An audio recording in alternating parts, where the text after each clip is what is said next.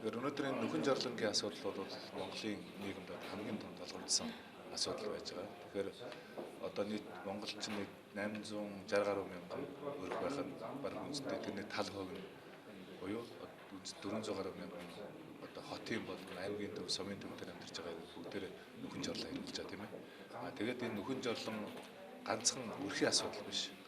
Ерөнхий боловс сургуулийн дунд сургуульд сурж байгаа, хөдөөгийн сургууль, сумын сургуульд сурж байгаа 166 мянган хүүхэд бас энэ нөхөн жарлан ашиглаж байна. Хөдөөгийн сургууль, цэцэрлэг, аймгийн сургууль, цэцэрлэгийн бас 50 гаруй мянган хүүхэд нөхөн жарлан хэрэгжилж байгаа. За аймаг, сумын төв дээр байгаа эмнэлгүүд тийм ээ. Энэ эмнэлгийн төвүүд, өрхийн эмнэлгүүд гэдэг юм бол нийт бараг үндсэндээ эрүүл мэндийн төвийн 70% нас нөхөн жарлан ашиглаж байгаасан ийм тооцоо судалгаа байна л да. Тэгэхээр өнөөдөр энэ нөхөн жарлангийн асуудал яагаад нийгмийн тулгымдсан асуудал вэ гэхээр энэ хөрсний бохирдлын асуудлаас гадна монголчуудын одоо эрүүл мэндийн асуудал дээр маш их тийм ноцтой нөхцөл байдлууд үүсэж байгаа байхгүй. Тэгэхээр үндсэндээ бид нар Монголын төр засаг бол энэ нөхөн жарлангийн асуудал дээр анхаарлаа хандуулах ёстой юм. Тэгэхээр шийдлүүд бол байна.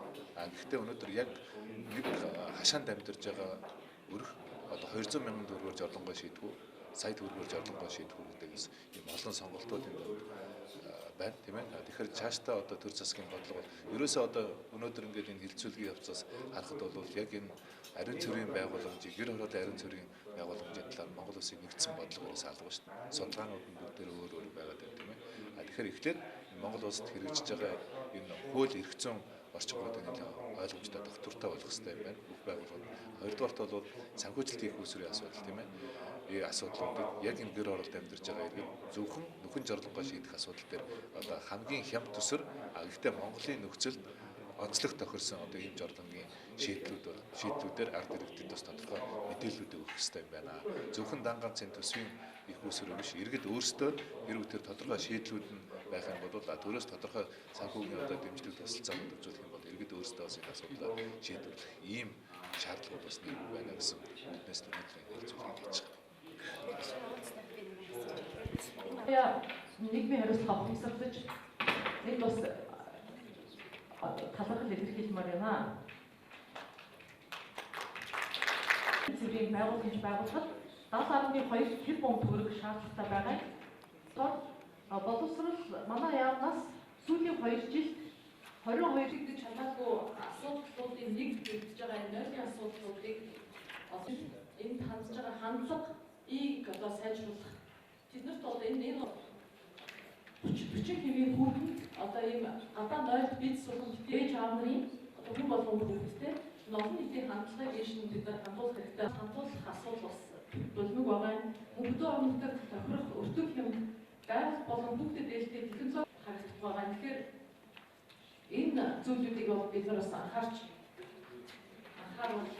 энэ асуудал. Тэгэхээр бид нар янз бүрийн одоо спорт, бүхний байр шагнал бид нар барьж чадна. Хөшөө дурсгал сурах бол олон хүмүүс босдог. Одоо хөшөө дурсгал сурах босохын оронд бид нар нэг сургуулийн 400 хүүхдийн ариун цэврийн байгууллага юмчин багшаас та бүхэн сонсноо. За Өнхийн менежер зархичийн албаны ажлын албануудаар ганц төмөрдөр болж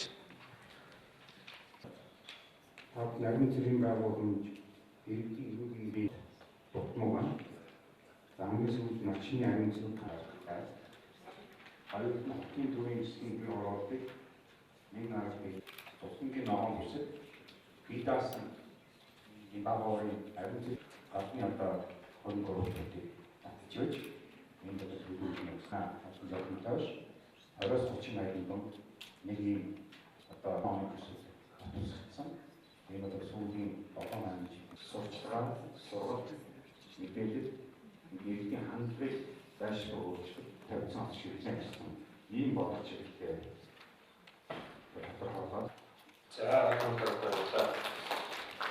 за дараагийн хэлтгч үржин гэр оролт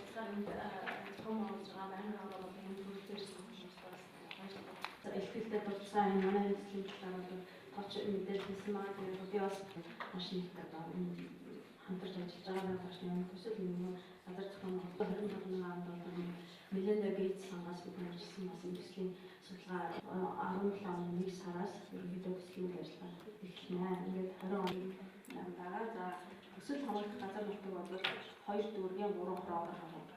Тэгэхээр энэ төсөл хэрэгжүүлэх хорой бол сонгоход бид нар одоо Улаанбаатар